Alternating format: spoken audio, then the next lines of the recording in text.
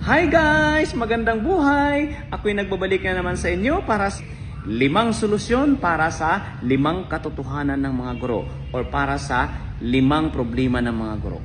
Solution number 1, dapat pahiramin ng gobyerno ng pera ang mga teachers para ibayad sa mga loan. Okay, solution number 2, kailangan ang mga teacher ay bigyan ng libreng bagong laptop every 3 years or 5 years. Solution number 3, kailangan taasan ng sahod, basic salary ang mga guro. And then solution number 4, simple lang, kailangan provide ng gobyerno ang lahat ng mga IMs upang hindi na mapupuyat at wala ng aibag.